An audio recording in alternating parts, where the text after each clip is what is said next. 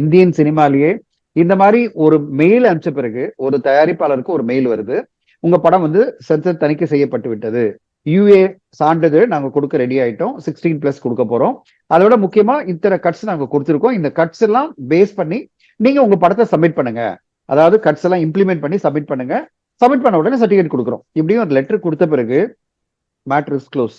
அது பிறகு தயாரிப்பாளர் அதில் இன்வால்வ் பண்ண மாட்டாரு. நான் வந்து என்னோட படங்கள் சென்சார்ல இதுவரையும் தான் என்னோட இன்வால்மெண்ட் இருக்கும். ஏதாவது அந்த மெயில் லிஸ்ட் வரணும் என்னோட மெயில் ஐடிக்கு, அது வரையும் தான் நான் இன்வால்வ் பண்ணுவேன். அது பிறகு என்ன பண்ணுவேன், டேரக்டர் கிட்டயும் என்னோட ப்ரொடக்ஷன் மேனேஜர் சொல்லுவேன், அப்பா போய் சப்மிட் பண்ணிட்டு சர்டிஃபிகேட் எப்போ ரெடி சொல்லி வேணுது. நான் many times authorisation letter production manager கொடுத்து நீ வேணுதுப்பா சொல்லுவேன். ஏன்னா அதுல இன்வால்வே பண்ண மாட்டேன். ஏன் டென்ஷன்லாம் பிசினஸ் பண்ணணும், ரிலீஸ் பண்ணணும், அதுல பெரிய டென்ஷன் போயிட்டு இருக்கும். இது வந்து இவ்வளவு பெரிய இஷ்யூவா மாறுமா அப்படின்றது இதுதான் ஃபர்ஸ்ட் டைம் எல்லா தயாரிப்பாளரும் பார்த்து ஷாக் ஆகுறாங்க.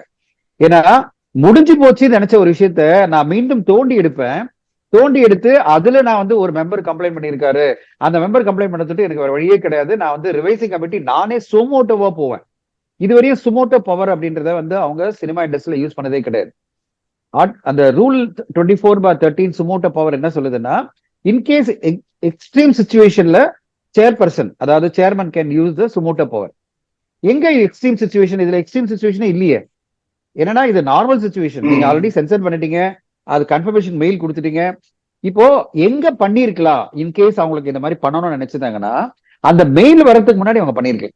22ஆம் தேதி மெயில் அனுப்பிச்சாங்க பாத்தீங்களா, 24ஆம் தேதி இவங்க சப்மிட் பண்றாங்க, அதாவது கட் லிஸ்ட் சப்மிட் பண்றாங்க. 22ஆம் தேதி மெயில் வரதுக்கு முன்னாடி அவங்க வந்து ஒரு சுமோட்டோ பவரை யூஸ் பண்ணி எக்ஸாமினிங் கமிட்டி இதை சொல்லியிருந்தாலும் எங்களுக்கு ஒரு கம்ப்ளைண்ட் வந்திருக்கு, அந்த எக்ஸாமினிங் கமிட்டில இருந்து ஒரு மெம்பர் எங்களுக்கு கம்ப்ளைண்ட் அமைச்சிருக்காரு, அதனால எங்களால இதை ஏத்துக்க முடியாது, ரிவைசிங் கமிட்டி போறோம்னு சொன்னா நம்ம இதை கொஸ்டின் பண்ண முடியாது. ஏன்னா அவங்களுக்கு அந்த பவர் இருக்கு. ஏன்னா சென்சர் கன்ஃபர்மேஷன் அவங்க ஒன்றும் கொடுக்கல, டிஸ்கஷன் தான் பண்ணியிருக்காங்க, எக்ஸாமினிங் கமிட்டி டிஸ்கஷன் தான் பண்ணியிருக்காங்க. அப்படின்ற ஒரு இதுவாக நம்ம ஏத்துக்கலாம் மனசார, ஓகே ஃபைன், அவங்க கன்ஃபர்மேஷன் வரல இல்ல மெயில், அதுக்கு முன்னாடி அவங்க வந்து இந்த மாதிரி ஒரு டிஸ்கஷன் பண்ணிட்டாங்க, ஒரு அவங்களுக்குள்ள ஒரு மெம்பர் அப்செக்ட் பண்றாரு, அதனால இது நடக்குதுன்னு சொல்லி ஒத்துக்கலாம். இப்போ நடந்த விஷயத்த நம்மளால ஏத்துக்க முடியாத காரணம் என்னன்னா, நம்மளுக்கு லெட்டர் வந்துருச்சு. இது எப்படின்னா உங்களுக்கு அப்பாயின்மெண்ட் லெட்டர் கொடுத்துட்டாங்கப்பா, நீங்க அப்பாயின்மெண்ட் லெட்டர் கொடுத்துட்டு நீங்க வந்து ஜாபுக்கு ஜாயின் பண்ண நினைக்கும் போது திடீர்னு வந்து ஒருத்தர் சொல்றாரு, இல்ல சார் எங்க கமிட்டில ஒருத்தர் 3 பேர் இன்டர்வியூ கமிட்டில ஒருத்தர் அப்செக்ட் பண்ணிட்டாரு, அதனால உங்க ஜாபை நாங்க ரிவோக் பண்றோம்னா எப்படி இருக்கும் உங்களுக்கு? என்னடா இது நம்ம வாழ்க்கையே வந்து புரட்டி போட்ட மாதிரி ஆயிடும்ல. அந்த மாதிரிதான் இவங்க பண்ணிட்டாங்க.